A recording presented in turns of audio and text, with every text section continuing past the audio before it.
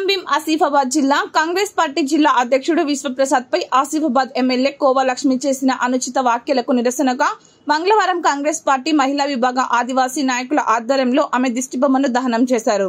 అనంతరం కాంగ్రెస్ పార్టీ నాయకురాలు ఆత్రం సుగ్న మాట్లాడుతూ ఎమ్మెల్యేగా ఉండి జిల్లా అధ్యక్షుడిపై అనుచిత వ్యాఖ్యలు చేయడం ఏంటని ప్రశ్నించారు. ఆమె వెంటనే క్షమాపణ చెప్పాలని డిమాండ్ చేశారు. లేని ఎడల కవితకు పట్టిన గతి నీకు పడుతుందని హెచ్చరించారు.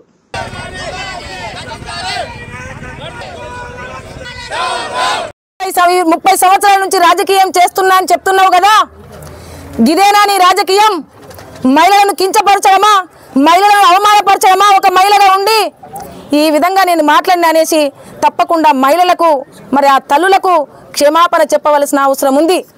లేకపోతే కవితకు పట్టిన గతి నీకు తప్పకుండా పడుతుందనేసి చెప్తున్నాం. ఎవరైనా అడిగితే పోరాట స్ఫూర్తితో వచ్చినటువంటి వాళ్ళం, ప్రజల పక్షాన ఉన్నటువంటి వాళ్ళం, ప్రజల కష్టాలు తెలిసినటువంటి వాళ్ళం, ప్రజల అభివృద్ధి కోరుకున్నటువంటి వాళ్ళమే. కాబట్టి ఈరోజు కాంగ్రెస్ ప్రభుత్వం మరి సీతక్క గారికి ఒక ఆదివాసీ బిడ్డకు మంత్రి పదవి ఇచ్చింది. 10 సంవత్సరాలు పరిపాలన చేసినటువంటి క్రమంలో మీ బీఆర్ఎస్ ఎవరైనా ఆదివాసిని గుర్తించిందా అని ప్రశ్నిస్తున్నాం. ఈ ప్రాంతంలో బడుగు బలహీన వర్గాలు ఉంటారు కాబట్టి ఆ ప్రాంత అభివృద్ధి కొరకు తప్పకుండా అభివృద్ధి చేయాలన్నట్టు ఒక గొప్ప లక్ష్యంతో ఈ ప్రాంతానికి సీతక్క గారిని ఇన్ఛార్జిగా పంపించడం జరిగింది. మరి అభివృద్ధి కొరకు ఈ ప్రాంతానికి సీతక్క గారు వస్తే మరి అభివృద్ధిని సహించలేని మీరు ఈ విధమైనటువంటి మాటలు మాట్లాడమా?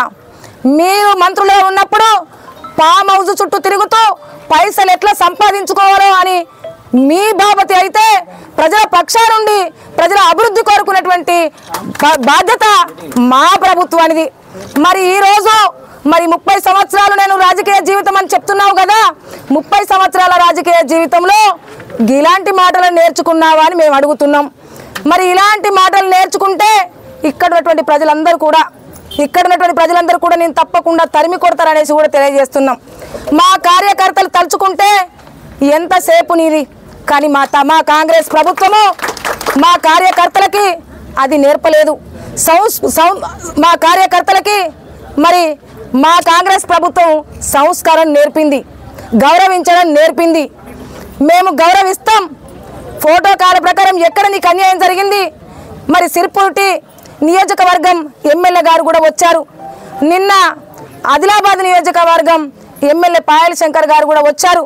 మరి వాళ్లకు మా అభివృద్ధి పనులలో వాళ్ళు భాగస్వాములై ఈ ప్రాంతం అభివృద్ధి జరగాలనేటువంటి లక్ష్యం పెట్టుకొని వాళ్ళు మాతో కలిసి పనిచేశారు. మరి నీకే ఫోటోకాల్ అడ్డొచ్చిందా అని మేము అడుగుతున్నాం. తప్పకుండా మీరు బహిరంగంగా మరి ఇద్దరు తల్లులకు మహిళలకు క్షమాపణ చెప్పకపోతే తప్పకుండా నీవు ఎదుర్కోవలసింది వస్తుంది. త్వరలో కేసీఆర్ కూడా మీరు అయ్యా నా అయ్యా అని చెప్పుకుంటావు కదా కేసీఆర్ను, నీ అయ్యా కూడా జైలుకు పోతాడు. అదేవిధంగా నీకు కూడా అలాంటి గట్టే పడుతుందనేసి మేము తెలియజేస్తున్నాం. మీరు 10 సంవత్సరాల్లో చేయనటువంటి అభివృద్ధి ఈరోజు పాఠశాలలు